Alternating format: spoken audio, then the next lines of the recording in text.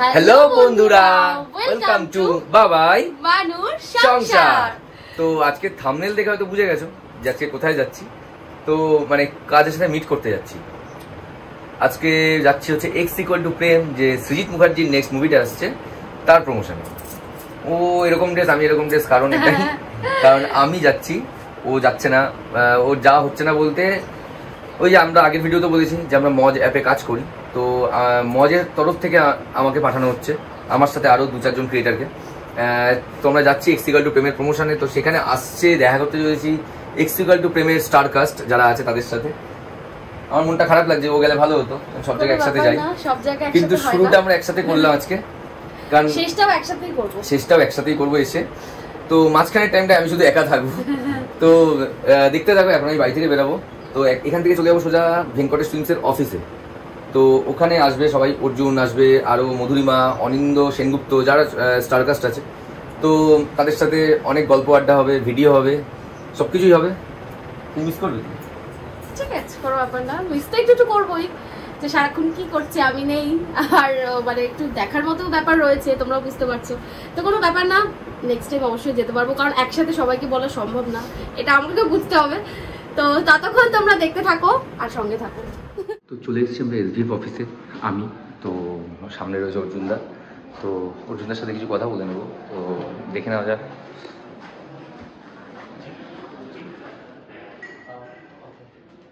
তো অর্জুনদা, প্রথমে জানাই বাবাই মানুষ সংসারে তোমাকে ওয়েলকাম। Thank you. তো তোমরা সবাই জানো অর্জুনদার নতুন ছবি আসছে x equal to Prem, director Srijit Mukherjee, the master. তো এক্স ইকুয়াল টু প্রেম, এটা সম্বন্ধে কিছু শুনছি তোমার কাছ থেকে। এটা তো সৃজিতের সাথে আমার প্রথম কাজ, তো ইচ্ছেটা অনেকদিন ধরেই ছিল, ফাইনালি হলো এই ছবিতে। তাছাড়া অনিন্দ, শ্রুতি, মধুরিমা, ওদেরও বড় পর্দায় ডেবিউ, তো ওদের সঙ্গে কাজ করে খুব ভালো লেগেছে। 4টেই গুরুত্বপূর্ণ চরিত্র এবং প্রেমের গল্প, নতুনভাবে বলা, নতুন রকমের একটা গল্প, এবং সৃজিত তো ভালো ছবি বানিয়েই থাকেন, তো আশা করা যায় যে এটাও তোমাদের সবারই ভালো লাগবে। হঠাৎ করে সৃজিতদার একটা নতুন দেখলাম যে পুরো নিউ কামারদের নিয়ে একটা প্রজেক্ট, যেরকম সৃজিত মুখার্জিকে আমরা দেখতে অভ্যস্ত নই। হ্যাঁ, তো একটু মানে তোমার কি মনে হলো যে একটু একটা রিস্কে চলে যাওয়া হলো? সৃজিতদার একটা রিস্কে তুলে নেওয়ার জন্য সৃজিতদা আছে, বাট নিউ কামারদের নিয়ে তোমারও কাজ করলে কিরকম ফিল হলো? রিস্ক তো সবসময় থাকে, সব প্রজেক্টেই থাকে, হয়তো নিউ কামারদের নিলে একটু বেশি রিস্ক থাকে, সে তো বটেই। তবে আমার মনে হয় আলটিমেটলি ভালো গল্প, ভালো স্ক্রিপ্ট, ওটাই উইনার হয়। তো এক্ষেত্রেও তাই, সবাই কষ্ট করে একটা ছবি বানিয়েছি, তো আমার মনে হয় যে সেটা নতুন গল্প, নতুন ভাবে দেখতে মানুষ আসবে, এটা সবসময় হয়েছে। ভালো গল্প হ্যাজ অলওয়েজ উইন। আর সৃজিত মুখার্জির মানে ম্যাক্সিমাম ফিল্মে আমি এটাই দেখেছি যে গল্প হিরো, একদমই এখানেও কি তাই? একদমই তাই, একদমই তাই। প্রেম কনসেপ্টটা তো নতুন নয়, প্রেম খুবই পুরনো, তবে এই যে ফিউচারিস্টিক আর সায়েন্স ফিকশনের ব্যাপার আছে, একটা মেমোরির ব্যাপার আছে এই গল্পে, সেগুলো ফিউচারিস্টিক বললেও বলা যেতে পারে।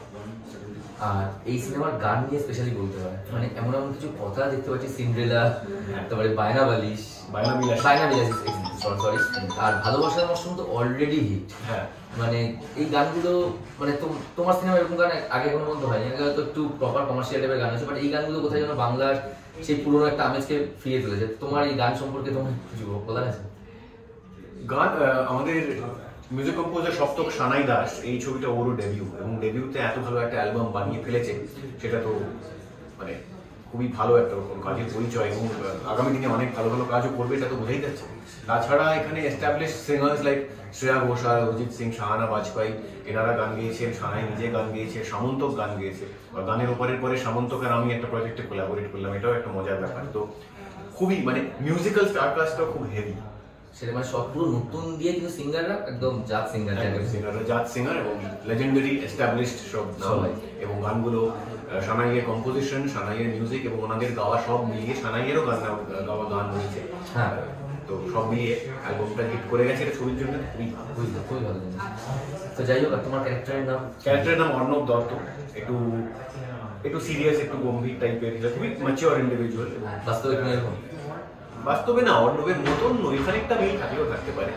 আর অর্ণবের স্ত্রী অদিতি, যে চরিত্রে মধুরিমা অভিনয় করেছে, তাদের ওই মানে সম্পর্ক খুবই ভালো, সুখী দাম্পত্য জীবন, এবং কলেজের কথা ফিরে আসে গল্পে, যেখানে জয়ী আর খিলাত, মানে অনিন্দ আর শ্রুতির যে চরিত্র, তারা চলে আসে, এবং এই 4 জনে আছি। এরও অ্যাকচুয়ালি বলতে গেলে সিন খুবই গুরুত্বপূর্ণ, সিন একটা বা দুটো, কিন্তু সেটাই আর কি অনেক কিছু বলে দেয় গল্পটা।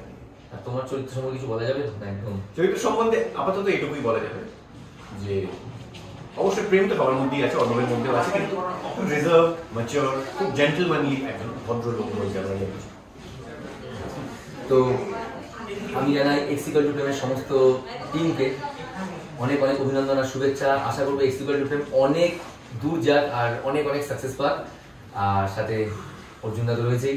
আচ্ছা, তোমার সবাই বড় পর্দায় দেখো ছবিটা, অবশ্যই বড় পর্দায় দেখবে। সবসময় বলি বাংলা ছবিকে সাপোর্ট করো, কারণ আমাদের ছবি সাপোর্ট করতে বাইরে থেকে লোক আসবে না, আমাদেরকে সাপোর্ট করতে হবে। আমরা বাইরে সিনেমা নিয়ে মাথা ঘামালে বাংলা সিনেমা কে দেখবে? ঠিক আছে, এটাই হলো বলতে চাই। আর তোমার নেক্সট কিছু প্রজেক্ট আসছে? নেক্সট অরিন্দম শীলের খেলা যখন এবং শুভ বন্দ্যোপাধ্যায়ের কর্ণ সুবর্ণের গুপ্তধন আসছে, তার জন্য যাই thank you so much. Thank you. তো সাথে পেয়ে গেছি এক্সিকাল টু প্রেমের আর এক অভিনেত্রী শ্রুতিকে। তো শ্রুতি, তোমার ক্যারেক্টার নেই? আমার একটা নাম জয়ী, এক্সিকাল টু প্রেম বেরিয়ে গেছে, রিলিজ করে গেছে। প্লিজ যাও, ছবিটা দেখো, বাংলা সিনেমা সাপোর্ট করো।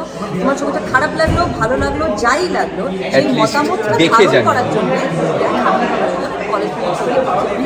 আর অর্জুন দাও যেই কথা বললো, আমি এক কথা বলবো, আসলে শ্রুতি একমত যে বাংলা ছবিকে সাপোর্ট করো, বাংলা ছবির পাশে দাঁড়াও, হলে গিয়ে টিকিট কেটে দেখো, নো পাইরেসি।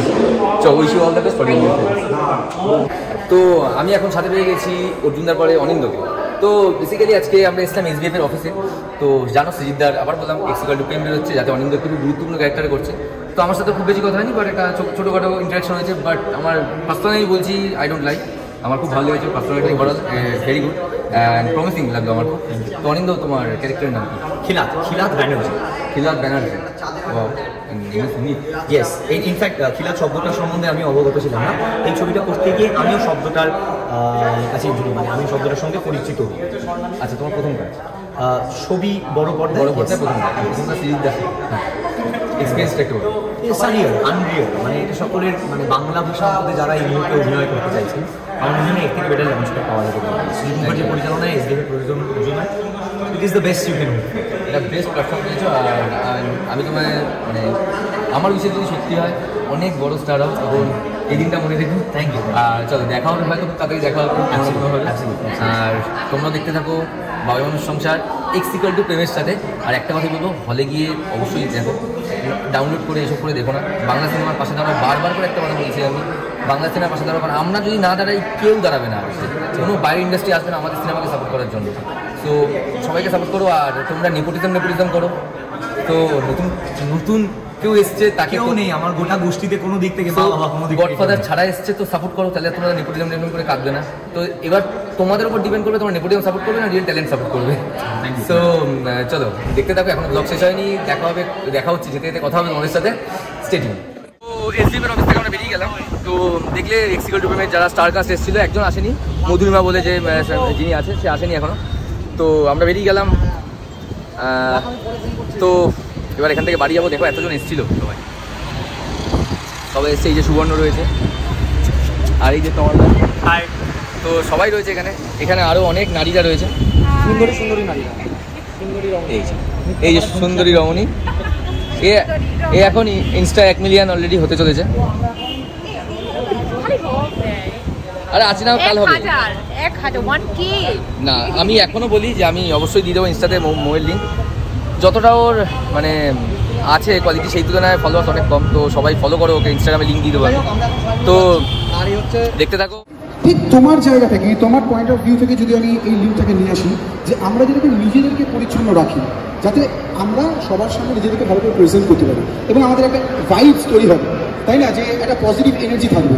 যদি এইটা আমি পুরোটা একটা বড় চিন্তা করি, যে আমাদের পৃথিবীর পরিবেশকে যদি আমরা পরিষ্কার করতে পারি, পরিচ্ছন্ন রাখতে পারি, সুস্থ রাখতে পারি, আমরা এমন কোনো সামগ্রী ব্যবহার করলাম না, এমন কোনো মেটেরিয়াল আমরা ব্যবহার করবো না যেটা আমাদের পৃথিবীর পরিবেশের জন্য ক্ষতিকারক। So definitely national jute board একটা সুন্দর একটা ইনিশিয়েটিভ নিয়েছে, যে আমাদের 5 জুন ওয়ার্ল্ড এনভায়রনমেন্ট ডে, এবং তার 2 দিন আগে থেকেই আমরা একটা পথ চলা শুরু করেছি, যেখানে আমরা সুন্দর পৃথিবী তৈরি করার একটা ইনিশিয়েটিভ নিতে পারি। তোমার কি মনে হয়, কী ধরনের জিনিস ব্যবহার না করলে আর কী ধরনের জিনিস ব্যবহার করলে আমরা একটা সেফার ওয়ার্ল্ড এবং সুন্দর একটা পৃথিবী পেতে পারি? অ্যাট ফার্স্ট তো বয়কট প্লাস্টিক ফার্স্ট। আর এমন কোনো প্রোডাক্ট ইউজ করা উচিত না যেটা রিসাইকেল হবে না। তো সেক্ষেত্রে আমার মনে হয় কাগজ যেটা ইজিলি রিসাইকেল হবে, জুট, তো এরকম টাইপের জিনিসই ইউজ করাটা বেশি বেটার। আমাদের যে ওয়ার্ল্ড এনভায়রনমেন্ট ডে যে ইনিশিয়েটিভ রয়েছে, যে কীভাবে আমরা আমাদের পরিবেশকে, আমাদের পৃথিবীর পরিবেশকে সুন্দর করতে পারবো, সুস্থ করতে পারবো। এবং সেই দিক থেকে চিন্তা করে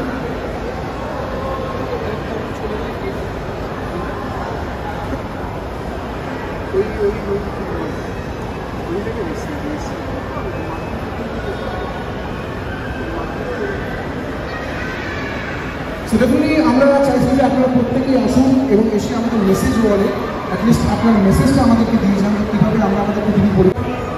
thank you for your good message. এটা তোমার জন্য এবং ডেফিনেটলি তোমার জন্য। এবং একটা আমি রাখলাম, এটা আমার জন্য। না, আমাকে তো গিফট দিচ্ছে না, একটা আমার জন্য রাখি। আমরা হ্যাঁ, তো আমাদের তরফ থেকে দাদাকে গিফট। তো ফাইনালি বাড়ি চলে আসলাম। তো ওরাও এসছে, তো পাশাপাশি থাকে। তো মানুষ সবার পেছনে কেন কেন সবার পেছনে? কারণ এই দেখো, একটু সামনে নিয়ে যা, নিয়ে যা।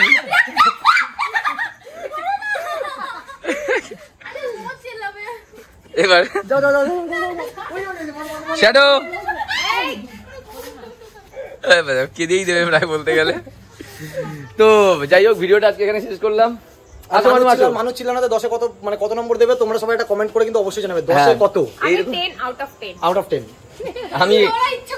আমি 20 আউট অফ 10।